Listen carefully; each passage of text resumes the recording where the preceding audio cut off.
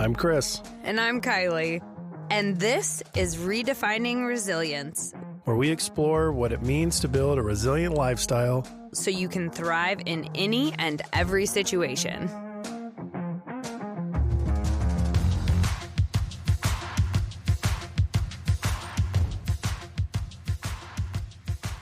Welcome back.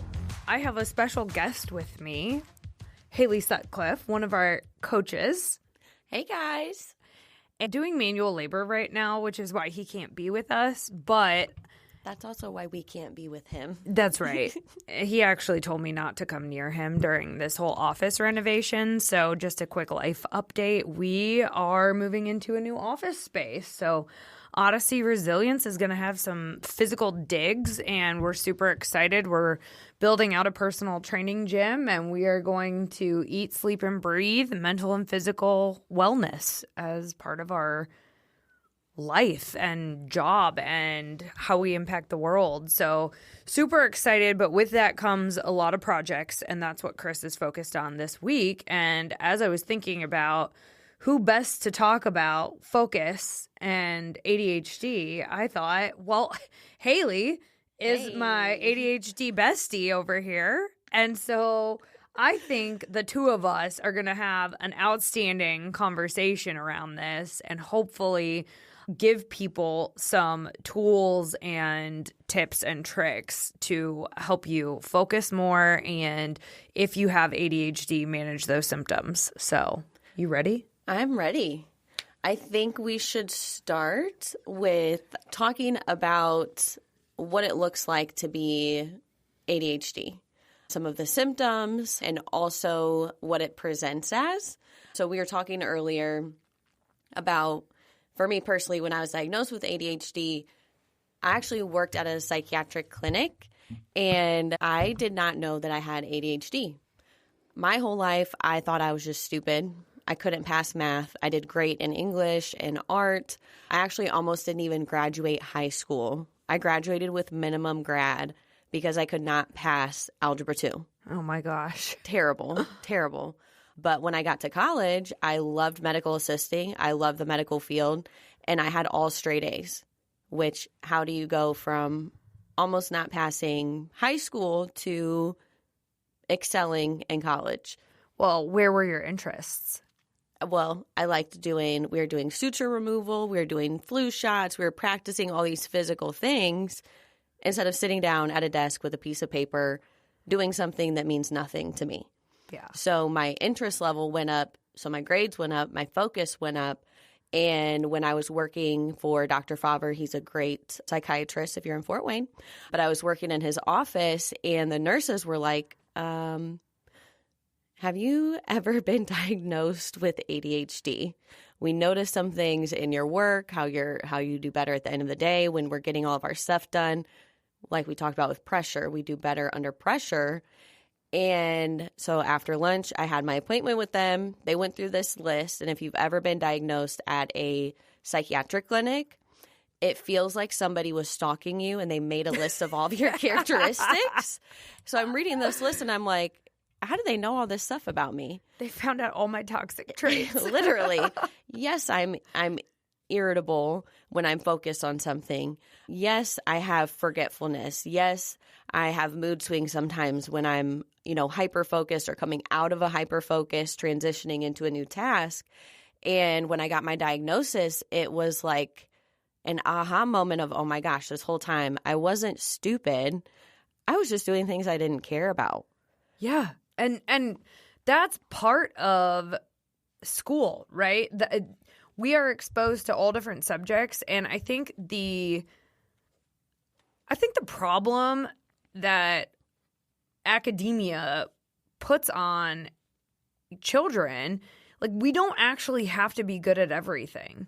Mm-hmm. I coach teenagers, and, they put a lot of pressure on themselves. Parents put a lot of pressure on their kids to perform, get straight A's, get the good grades so you can get into college. Well, at the end of the day, if I get a C in one class, I think that's pretty normal to not be good at everything, and if we can just accept the fact that, hey, why don't we play to their strengths and play to their interests instead of trying to fit a square peg in a round hole all day long and day over day with these kids? Like, we probably don't need to medicate most of these children. If you look at our early education system compared to, I'm going to use China as an example, their kids are not sitting down doing bookwork all day. Even in elementary school, they're building things. They're using problem-solving skills. They're practicing agriculture. They're outside doing physical movement because we're all just energy, right? With ADHD, our problem is, like we had spoken about, imagine a computer with 50 different tabs open.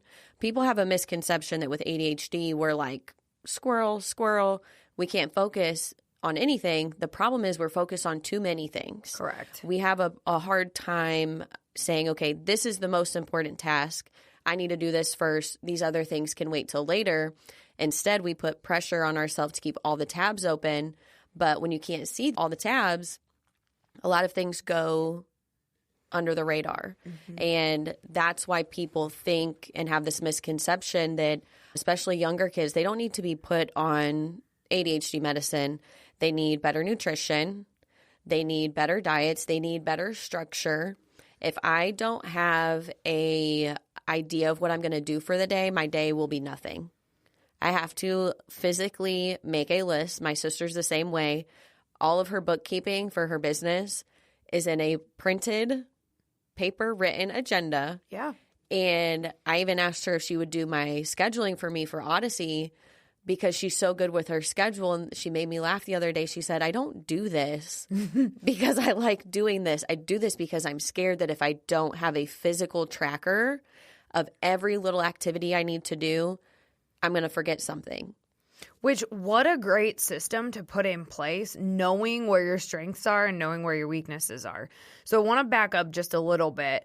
And just so we all know, Haley and I had to sit down for an hour before this episode to put together an outline of what we wanted to talk about, because we both know that between the two of us, we will get sidetracked like crazy if we don't go into this with some structure.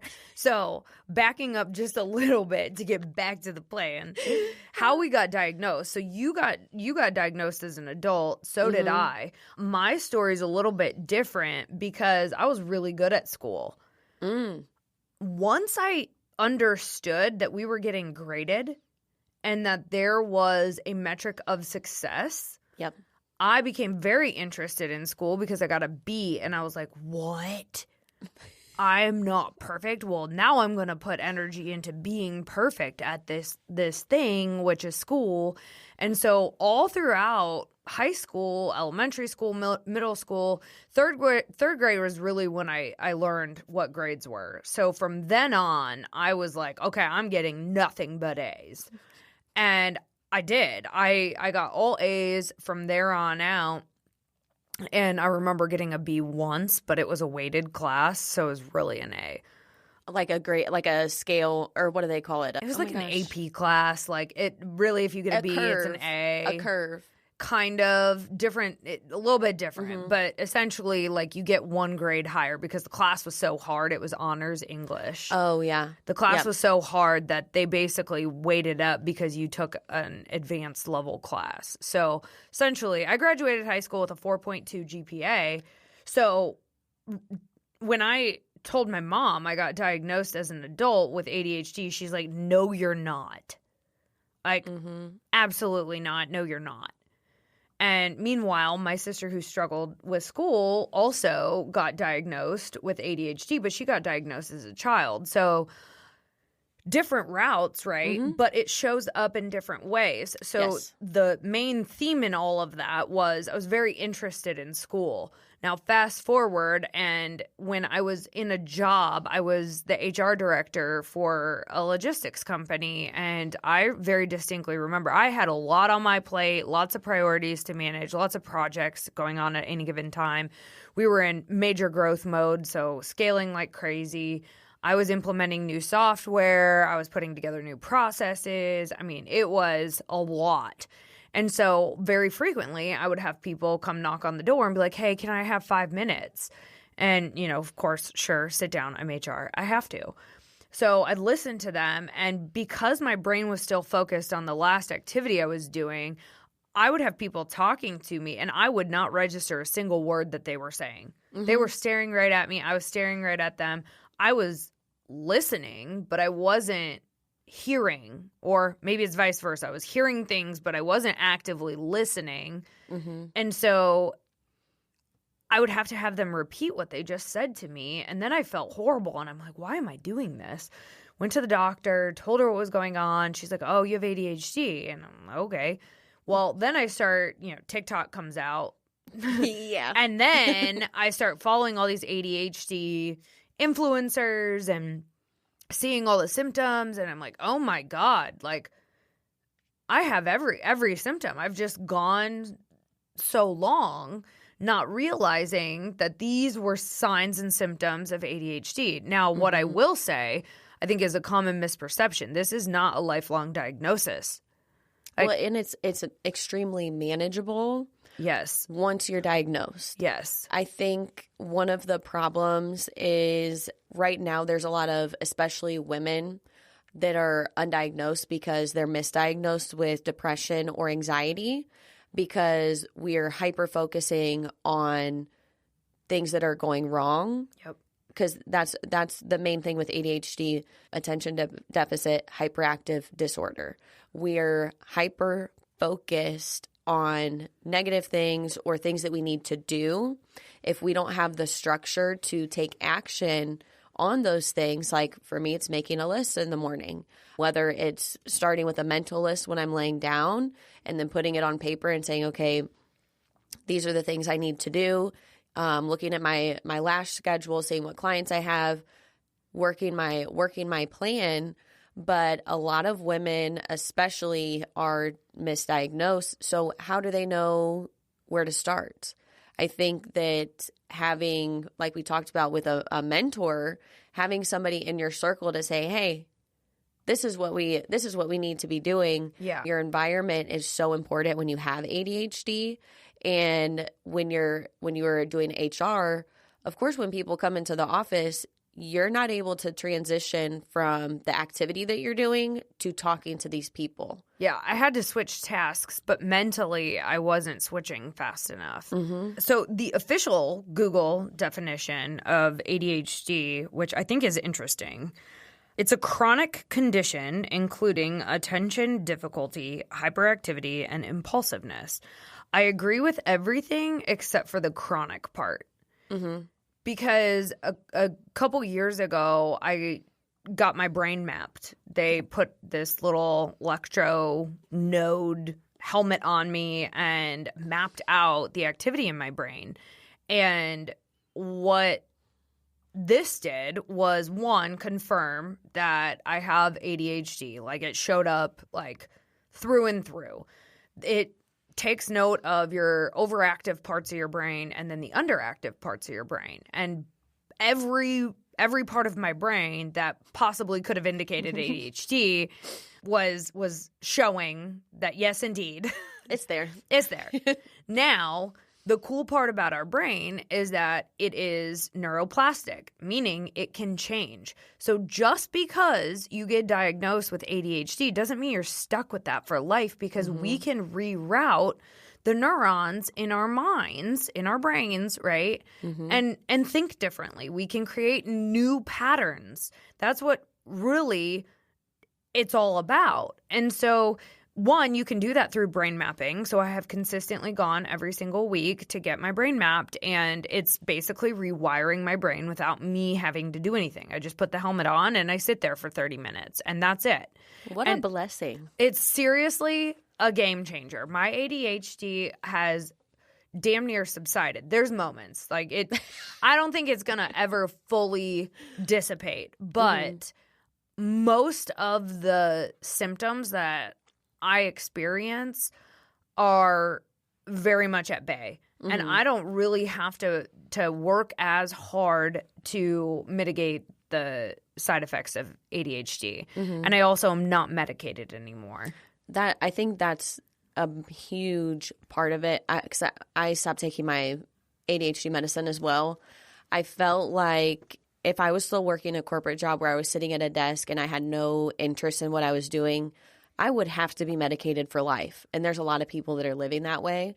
But with me doing coaching and owning my own lash salon, when I was taking my medicine, because I think I got my Vyvanse like maybe 6 months ago, I got 1 month of it and I never refilled it because I felt like I wasn't having conversations with my lash clients. I felt like my sparkle was gone. It took something away from me that was affecting my job, and it was affecting my livelihood because I would have a rush for, 6 hours while I'm working. And then I go home and my 4-year-old wants to play and wants to hang out with me, and I would just crash. That made me feel so bad that I wasn't able to be present with her because I wanted to take the easy way out and take this medication. I'm not saying that it doesn't help some people, but I'm saying we don't have to rely on it. Yeah. We can do other things to have a system. And I think all the time about when I was a server, I made way more money when we were busy, obviously, because there's more people, but I didn't make as many mistakes when we were busy. When we would be slow, like when the shift was starting and there's like 2 tables, I'd forget their drinks. I just wasn't in my flow, in my cycle, and in my system of things. Because you didn't have to be. I didn't have to be. There was no slow. pressure. I thrive under pressure. Yeah. And I hear that same thing from a ton of people that have ADHD, that they do better when there's pressure. Even when I got my whole life insurance license, my friend kept messaging me and he's like, hey, I see in the back office that you haven't done your practice test. Hey, are you studying? Are you studying? He was freaking out that I wasn't going to pass this test because his company paid for it. And I was like, I promise it's going to be fine. That morning, I went to another Broken Egg. I took my practice test.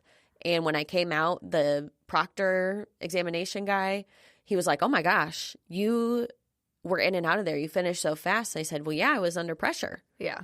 I thrive that way. Yeah. I think that our brains are more equipped to handle a lot more in a shorter amount of time. And when we're given too much time, that's when we start ruminating and thinking, oh my gosh, what if this isn't right? What if this isn't perfect? What if this person doesn't like it? Just do it. Yeah. So I want to go back and talk a little bit more about the side effects of medication. And I know this is a controversial topic because a lot of people might take meds and think this is so great. You have a great experience with it. Cool. Like, glad. But it is a drug. It is a chemical that has been manufactured in a lab and is altering the chemistry in your body.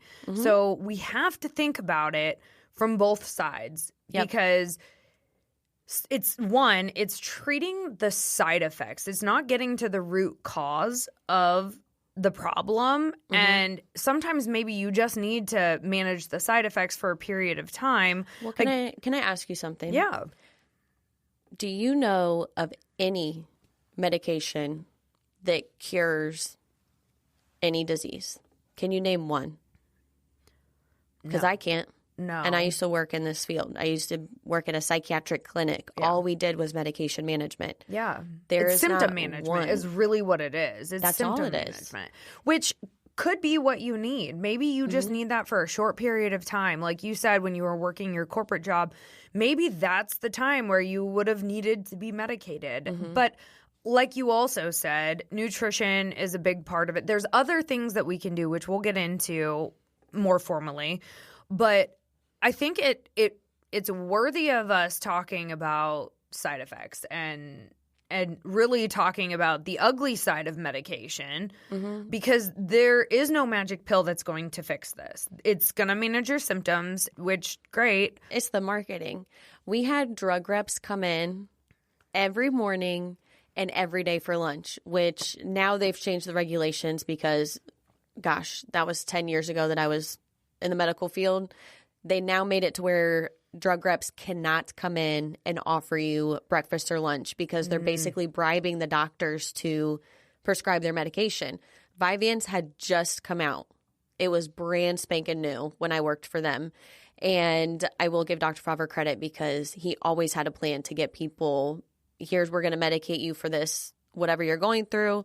Here's our plan to get you off of it. And not a lot of doctors have that mentality. So I really appreciated that about them. But Adderall, the chemical name for Adderall, when I'm typing it in to send to the nurses, is dextroamphetamine. Yeah. It is literally one molecule away from being methamphetamine.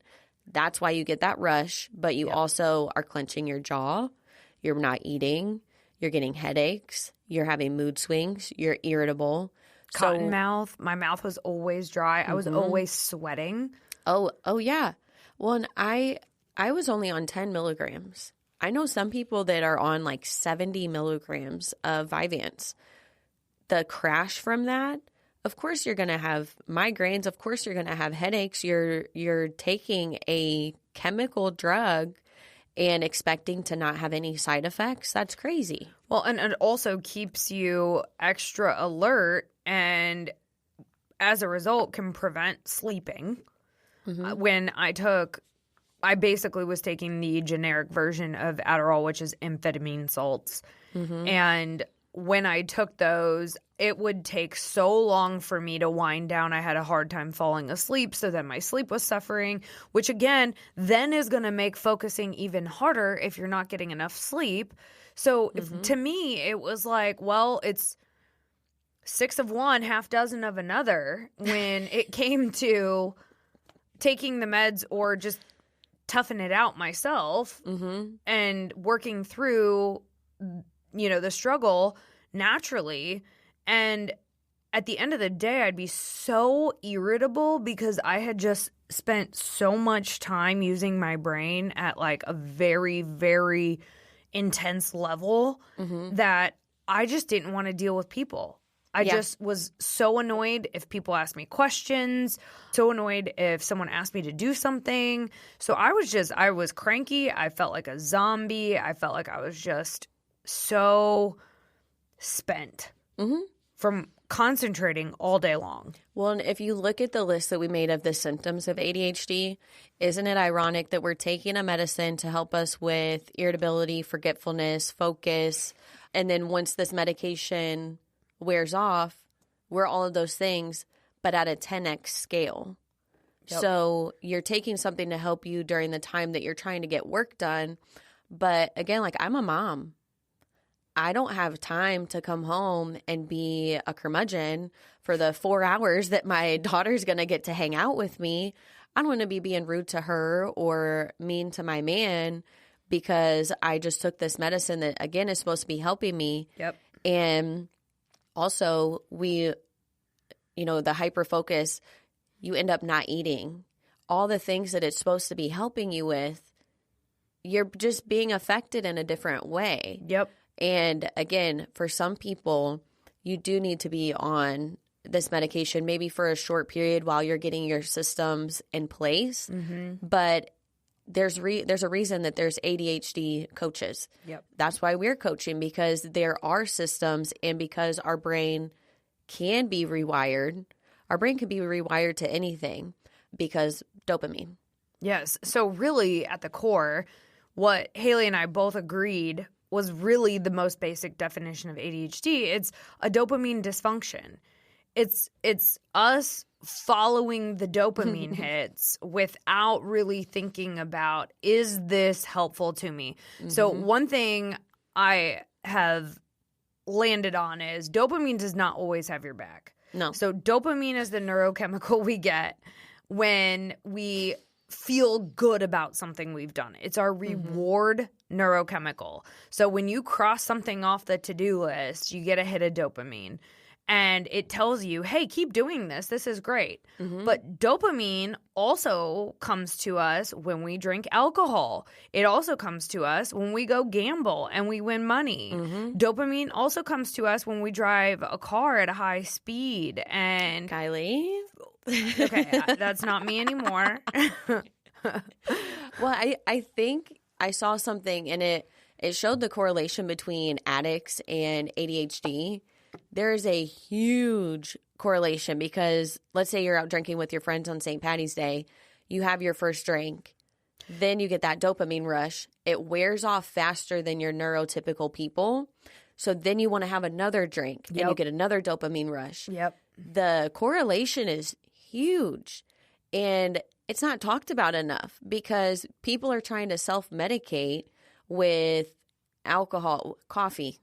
Oh, yeah. Coffee. Oh, my gosh, coffee. Yeah. Obsessed. Yeah. That's my dopamine, right? Yeah. So when we know, hey, my brain's just looking for the dopamine, what are the little things I can do? And even when I was dog sitting for you guys and I had Jason come in so I could show him where everything was if he needed to let him out for me, I said, look at their lists. You guys have so many lists everywhere on like the dry erase boards. I'm like, this is why they're able to be so productive because they have structure in their day and they know exactly what they're eating. Yep. Because half the battle for me when I don't eat throughout the day, it's because thinking about, okay, well, if I want this, I'm going to have to go to the store, find the thing, come back, cook it, then clean the dishes. Then I'm just like, overwhelmed. I'll just have a protein bar. That's fine. And I think having preparedness to get the dopamine is huge. Yes. It's a huge, it truly is like the biggest game changer. So one, you have to feel empowered to do something about this without relying on medication if you want a sustainable solution.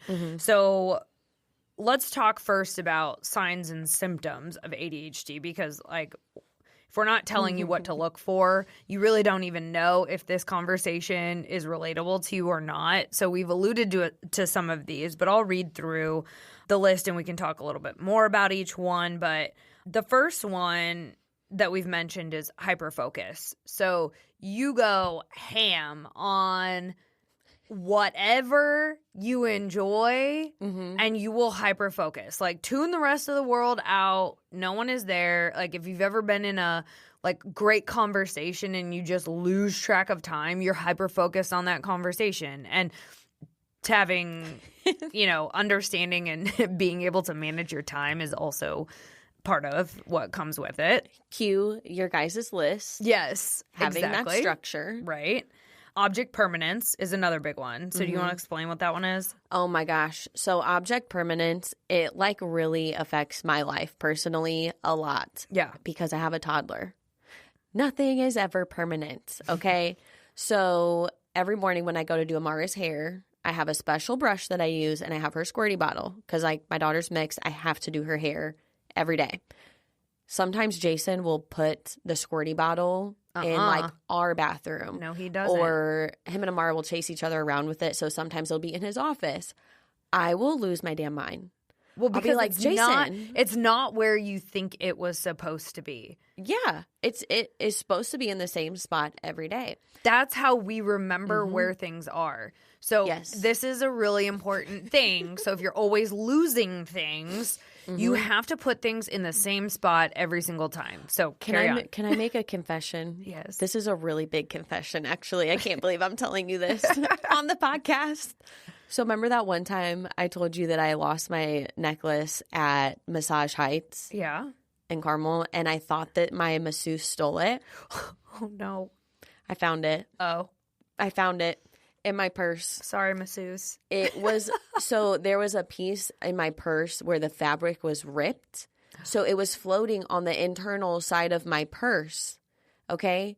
But since my object permanence was like, no, I know I left it on the counter, I bet she thought she was being nice and put it in my purse for me. Yep. But she didn't put it in like the zipper pocket. She just put it in a regular pocket, which had a hole. So this whole year, almost one calendar year, I thought this lady stole my necklace. And it's been floating, or I've been carrying it around with me every freaking day. We can delete the police report now. I feel so bad. Like she doesn't even know that. She doesn't even know. But object in spirit. permanence. Yeah. Well, and the other thing, I could be looking for something and it can literally be right in front of my face. But if I don't expect to see it there, I mean, I don't even know. Like when you're holding your phone in your hand and looking for your phone? Yes. Where's my phone? Where's my phone? If it's not in the pocket in my I carry like a little fanny pack crossbody thing with only 2 pockets because freaking out about finding your shit in a big purse is like a constant thing. If I don't see something in the place where I thought I put it, I freak out immediately thinking, oh my God, I lost it. So I have a really small purse and I really don't carry anything I don't need, because if my phone is not in that one pocket every single time, and it's a pocket closest to my chest, it might as well be gone. It's gone. And I will literally have it in my hand and be like, where's my phone? Yeah. So or for me, where's my necklace? Yeah.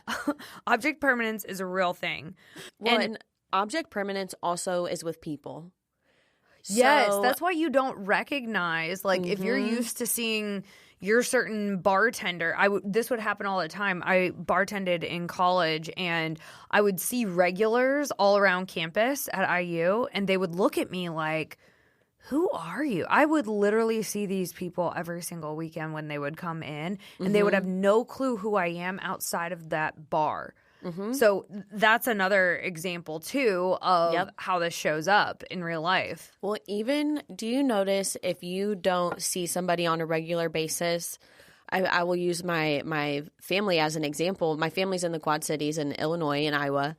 And if I'm not, like on Facebook, I really only get on Facebook to check in with my family and see what's going on, because if I don't see it, it's gone. Yeah. If it's not in front of me, it's out of sight, out of mind. And that, again, is why object permanence is important to people with ADHD. And I had to sit Jason down and explain to him, hey, the reason I need you to keep a Mara Squirty bottle in the bathroom is because when it's not there, the irritability that's on our list of symptoms, I immediately am like triggered. Literally hot flash, fuming, because I'm already on a tight schedule and I'm already easily distracted. If that squirty bottle is not there, then I'm looking around the house for it, and then I see, oh my gosh, I need to take the trash out. Oh wait, I didn't switch the laundry over, and it literally, I spiral again, because it's not that we can't focus on things, it's we focus on too many things. Okay, so poor Chris was in the shower last night and didn't have a towel. And so he's standing there just drip drying, waiting for me to go grab him a towel. But the problem was, I came around and saw that the trash needed to go out. And then I saw that I had put laundry in the dryer, but I didn't shut the dryer door and start it. So all of this I'm doing. And then I saw dishes on the counter, so I put those in the dishwasher. And then I'm like, what's this towel doing in my hand? Oh, yeah, Chris is waiting for a towel. And then he's just standing there. And he's like, half dry. Did you get distracted? And I was like, you know it. I will, if I have to call out for Jason to get me something, if I'm in the shower, I will every like 10 seconds, he'll be like, babe. Yeah, don't forget. Babe.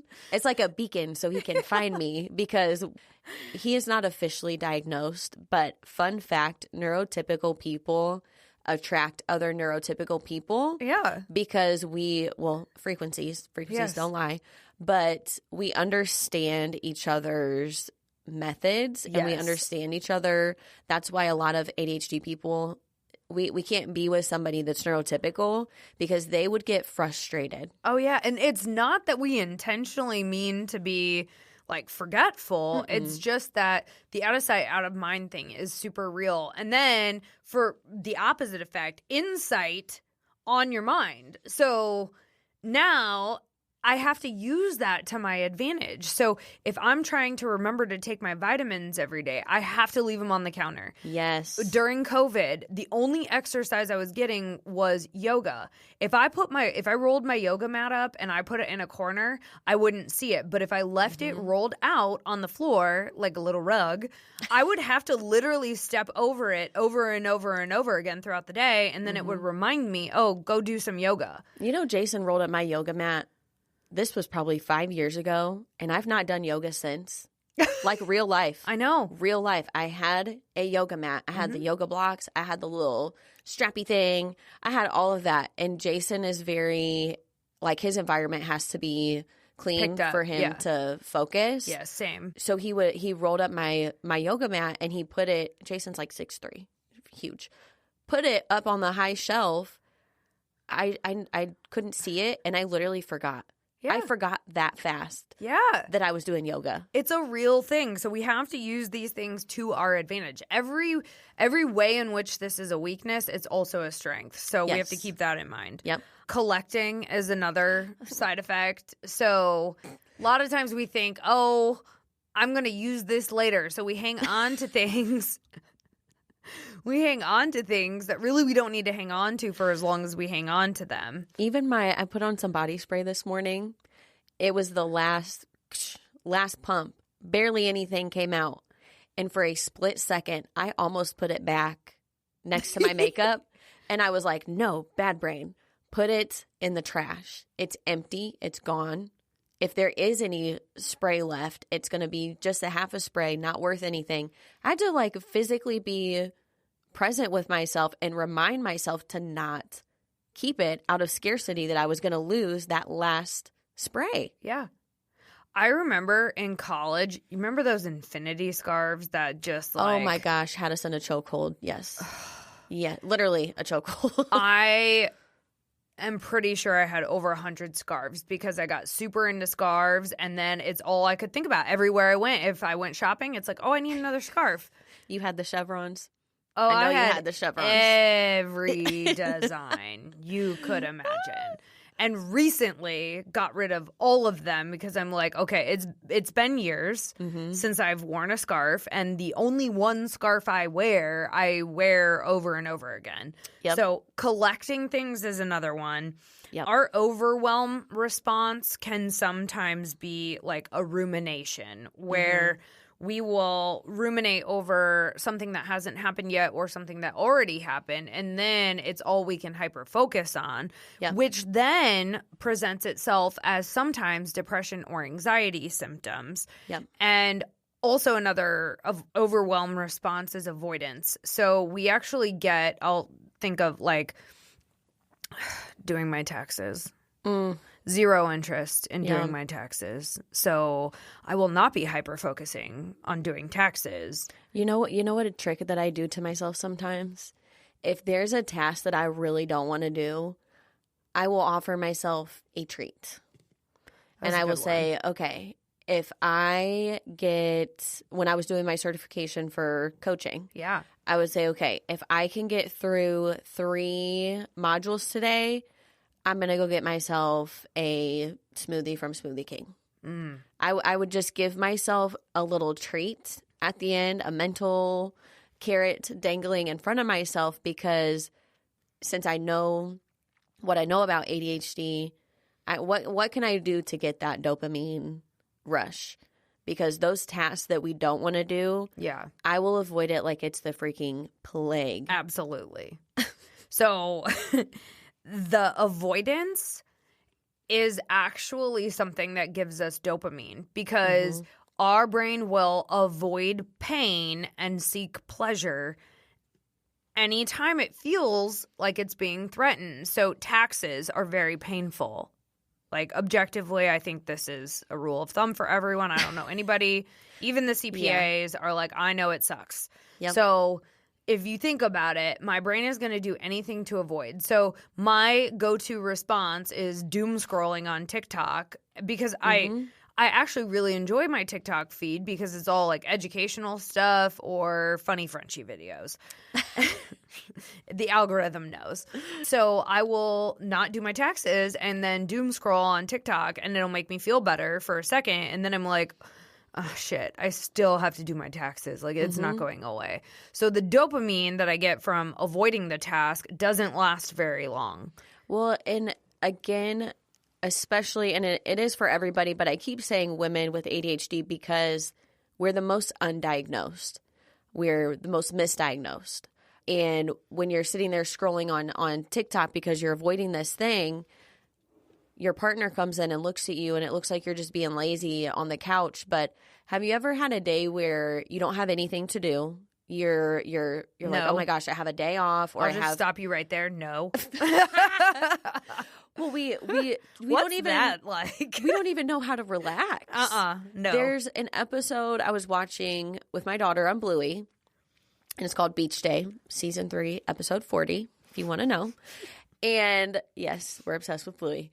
So they're going to the beach. Of course, when you're the mom, you're packing everything. You're getting everybody ready.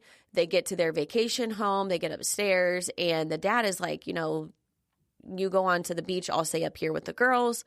And you just go relax. And she gets down to the beach. And she's like, do I read my book to relax? Or do I enjoy the beach? So she puts her book down. And she's like, well, I can enjoy the beach. But then I want to read my book. She gets so frustrated. She goes back upstairs. And he's like, what are you doing? She's like, I forgot how to relax. People with ADHD, a lot of times, once we get that opportunity to sit down and relax, our brain does not turn off. Nope. It might look like we're laying there scrolling TikTok or just relaxing, but our brain is going, okay, I have all these tabs open. What do I need to do tomorrow? What did I forget to do today? I feel like, did I take that table to ranch? Our brain goes 50 million different places. So our brain isn't even getting that opportunity to relax. And I will keep saying this. That's why structure, like you and I talked about, structure is so important because I tried to write off, you know, I have a social media client.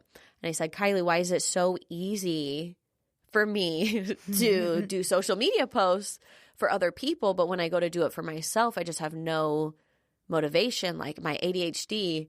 And you quickly stopped me. Well, I'll point out that sorting tasks is also another symptom that we have trouble with as ADHDers.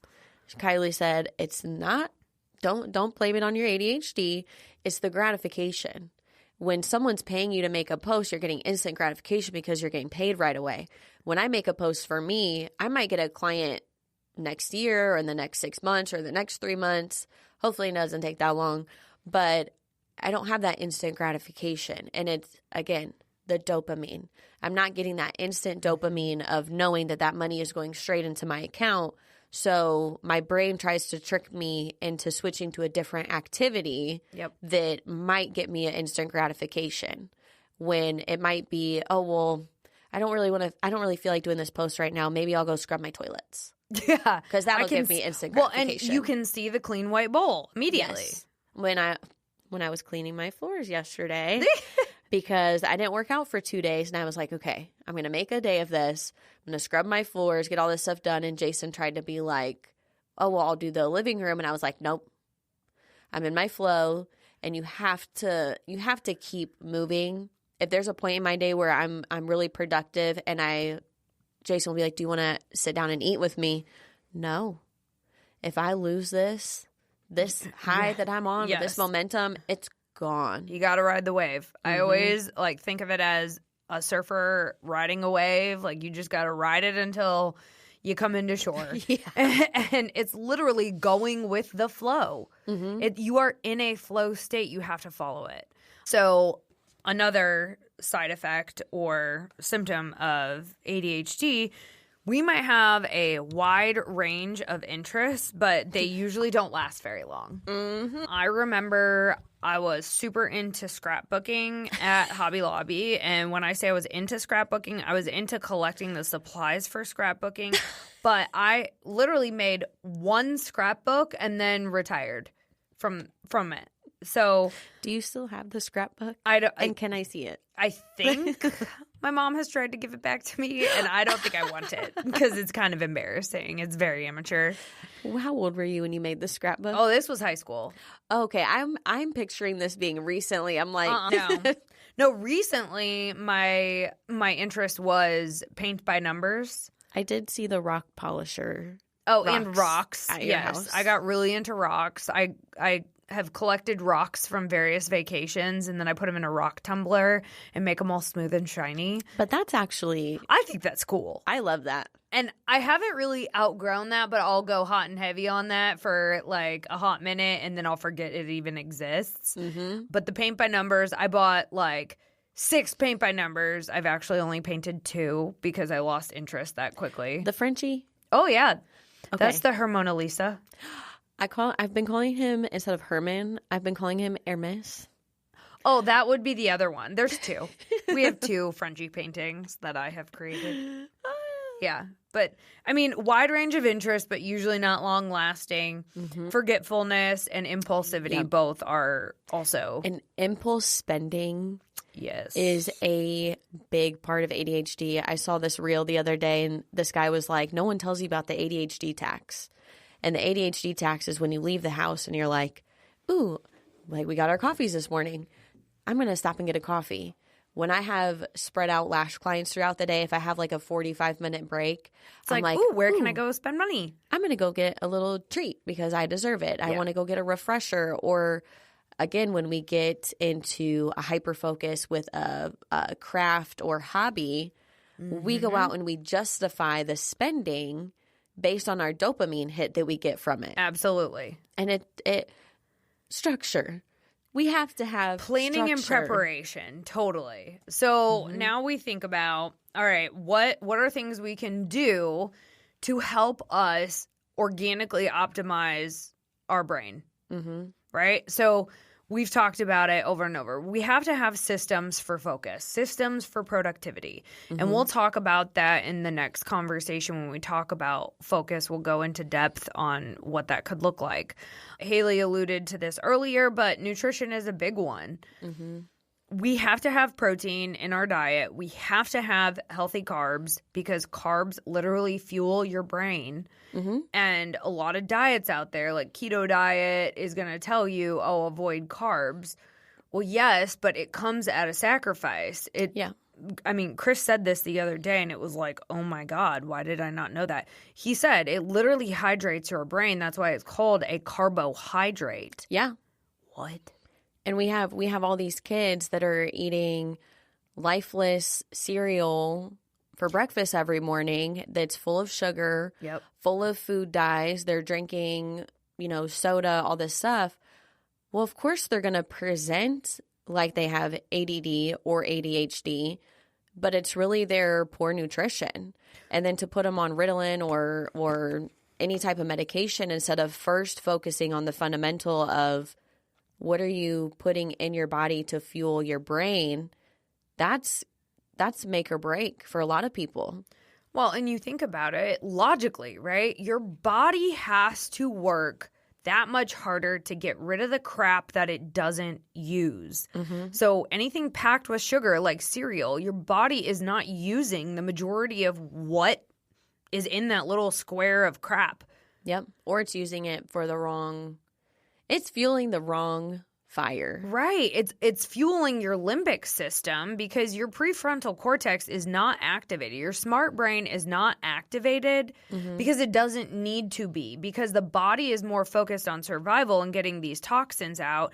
So it can't give energy to all these like bonus systems that do great things for us, like our executive functioning in our brain. Yep. So we're not making good choices because we can't tap in to that part of our brain and our best thinking. Absolutely. So it goes hand in hand. So we need to prioritize our nutrition and just being consistent with our nutrition too. Yeah, because when we get in a hyper focus, like you said yesterday, you had your chicken sausage and toast and then didn't eat the rest of the day. Because I forgot. I was just so dialed in. I scheduled calls back to back to back. And then realized, like, okay, the one break I had to eat lunch, I just plowed right through and kept working. So I missed my window of opportunity. And before you know it, it's 6 o'clock and I'm making dinner. And I'm like, crap, now I have to eat so much during this meal before bed. If you're trying to hit a protein goal. Yeah. And you only had your chicken sausages in the morning. I know. It's brutal. Well, and then it dings our dopamine. Then it's like, dang, I didn't do this today. Then we can get stuck in the hyper focus of ruminating on, okay, well, I didn't hit my goal today. I didn't do this. Versus if we have a structure. And I personally, I think that having a partner, if you're dating somebody or if you live with somebody, even if it's a roommate, your best friend, whoever it is, somebody to give you those reminders. Like Jason makes my smoothies for me, and we were talking, this was maybe like 3 months ago, and he said the only reason that I make what I make in the evening is because I know if I don't make something, you just won't eat. Yep. Because I've already given Amara a bath. I got her ready for bed. I take the dog out, make sure he's fed.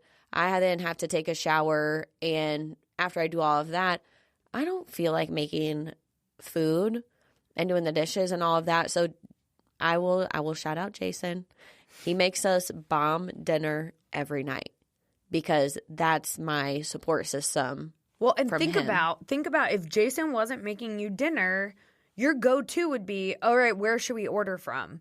Right? That's why we make those impulsive decisions is because we don't have a backup in place, right? We're doing best available, and if best available and you're like, okay, I got to feed Amara before it's her bedtime and her bedtime's in 30 minutes. I'm just going to order something really quick from blah, blah, blah and go pick it up real fast or grab this from the grocery store. And maybe it's not the best choice, but it's best available right then. Yep. And so that's where we start to make errors, and we will make bad decisions that, one, contribute more to the ADHD symptoms because we're not properly fueling our body. Yep. And then also, sleep is so huge along the same lines. And we're segueing into the health domain next, right? So we're going to talk a lot more about nutrition, sleep, exercise, and our bodies in general. But sleep downregulates your limbic system. Your limbic system is the impulsive part of your brain. Yeah. So if you are downregulating the impulsive part of your brain, that means you're then enabling your best strategic thinking so that you're not making those impulsive decisions in the moment, right? But if you're not sleeping enough, your body is going to be in fight or flight mode, and you're just going to be making quick impulsive decisions because you're not well rested. Oh, I literally pick out my outfits the night before. I used to do that every day. If I don't, I start to like scramble. Yeah. Because I realized for me, one of my toxic ADHD traits, I will get into bed. I will be physically laying in bed, but then I'm scrolling on Instagram and Jason will like roll over and tap me and he's like, "You're not going to sleep because you're not putting your phone down." Well, I'm getting that dopamine rush from looking at things, and then I'll put my phone down, and if I don't have my outfit picked out for the next day, then I lay there and I obsess over, okay, well, do I need to change the time on my alarm? Because if I don't have my outfit picked out, what if I can't find something to wear? And then I only gave myself 30 minutes to get ready, and then what if the dog needs to go out and Jason's not up yet? I start spiraling. Oh, yeah. If I put just the little pieces in place for myself, it takes away so much anxiety. It takes away so much planning because I already know what my morning's going to look like. I already know what my, the first 20 minutes of your day are huge. And for an ADHD person, and I think a regular person, when you start your day, if you start off frazzled, your whole day is going to be frazzled. So if you can do the little things to set yourself up for success with your sleep, with your nutrition, like when I was dog sitting for you and you said, help yourself to whatever's in there. I did. Those little Chobani. Oh, yeah, those are great. Yogurt drinks. Yeah. I immediately went and bought some. Yeah. What a blessing. You get your 20 grams of protein. They're so easy. And it's not too much. Yeah. Like I just throw them back. Yep. Because also in the morning, which I was bad today with this, but if you give yourself 20 to 30 grams of protein before you have caffeine, it stunts the cortisol hormone from pulsing through your system. Oh. So protein first, then caffeine immediately stops that stress hormone from going through our bodies. Love it. How did I not know that until this year? How did I not know that till just now? Thank you, Haley. Yes. Shout out to Instagram. Yeah. I learn all my fun facts. Other things we can do, supplements are great. There are some good ones out there that can help us, and these are things that our body creates naturally, but we might not get enough of it. So L-theanine is great. I swear by it. Helps with sleep. Magnesium also helps with sleep and stress regulation. And then ashwagandha is really great for focus and brain. Anxiety, too. Yeah. There's a lot of people that will take – there's a supplement that's got ashwagandha, turmeric, and black pepper all together because black pepper is what activates the turmeric. Yep. That's huge. And did you know magnesium is the #1 deficiency in America? I'm not surprised. That and vitamin D. For us, what it does is magnesium regulates your pineal gland. Your pineal gland controls all of your hormones. So if you don't have magnesium that's regulating your pineal gland, then all your hormones, literally all of your hormones, will be out of whack. So, and there's like six different types of magnesium. Yep. I like magnesium glyphosate the best. If you get a good quality magnesium glyphosate, it is a game changer for everybody, but especially paired with the ashwagandha and the L-theanine when you have ADHD. If you're taking all three of those, you won't need to take Adderall or Vyvanse because you're giving your body what it needs anyways. And the great thing is they don't have side effects. Mm-hmm. There's no negative side effects. Yep. It's something your body is already naturally creating. We're not putting a manufactured chemical in there. Yes, the supplements are created in a manufacturing plant, yes. But the ingredients are all naturally found in our bodies already. Mm-hmm. Well, I wish people could understand all the medicines that we have. The chemicals for every medication come from a plant. Mm-hmm. Every single one of them. So dandelions, those are great for heart health. Literally, you can go out into your yard, take a pile of dandelions, make a tea out of it, and you won't have to take metformin. Does Big Pharma want us to know that? No. So is it a shocker that the same company that owns Roundup also owns Bayer? You don't find that suspicious? Interesting. So we're taking these chemicals that are going to help us with no side effects. Why would we not take that easy way out? And my Vyvanse, previously when I was taking it when I was in my early 20s, I only stopped taking it then because my insurance changed when I moved to Indianapolis. And I went from I think I was paying like $20 or $30 a month to $450 a month. Holy cow. If you can't afford that, why would you not just go to Amazon or CVS or Walgreens and magnesium, L-theanine, and ashwagandha? Yeah. So try those. And you may notice a difference. You may not notice a difference. You have to take them for a little while and understand the cause and effect. Mm-hmm. And sometimes when I'm taking supplements, I don't notice the impact they're having until I stop taking them. Yes. I think it takes like 3 weeks for our brain to catch up with those things. So if you do take the natural route, give your body time to adjust. And if you're like Kiley and I, leave them on your counter. Yes. So that you take them every day. Yes. Or be an old lady like me and get a little pill, like the weekly pill things. Yes, that's what we have. No shame. I fill that bad boy up. Yes. And I leave that on my counter versus all the bottles. Yes. 100%. And then the last thing that we can recommend for mitigating your ADHD and going the organic route is create accountability. Mm-hmm. Put some things in place to where anything you're trying to work on or improve on, there's someone who cares. There's someone who's going to ask you about it. There's somebody who you can go to and say, here's where I'm making progress. Here's where I'm getting tripped up.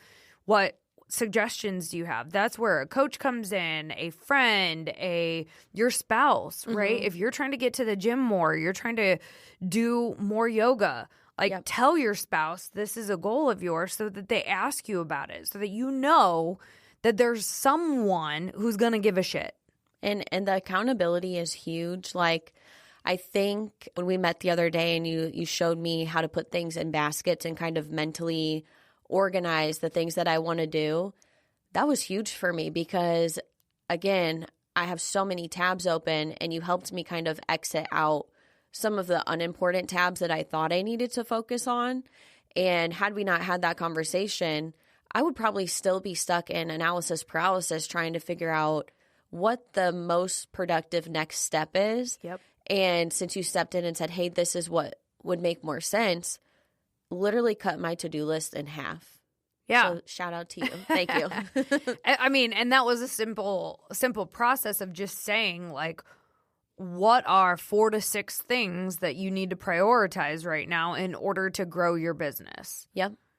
right? Absolutely. So it's just a simple question, and writing things down really helps you to organize your thoughts and just visualize things that you might have swirling around in your head. And again, sorting it. If we feel like it's organized and sorted, we feel much more empowered to take action because it feels like we're in control. So those are things that we would recommend from an ADHD perspective on how to just manage the ADHD to your advantage, because it's, we talk about it like it's something that's wrong, and you might hear it called neurotypical. It's not a negative thing. It actually, I think, is a superpower. I don't think I would be who I am without my ADHD. Again, which is why I stopped taking the medication, because it dulled me down. And I think that there's a huge correlation between entrepreneurs and ADHD. We are so creative, but we have to have that creativity in a managed form in order for it to be productive. Yep. Otherwise, we're just shooting glitter everywhere for nothing. We're not hitting a single target on anything. So I love my ADHD. It's my little sparkle, and I think it gives us a different perspective, a different way to look at things. And because of that creativity, we're able to give people ideas. We're able to give people support in a different capacity that isn't so vanilla. Exactly. So go embrace your neurospicy brain. Sprinkle, sprinkle.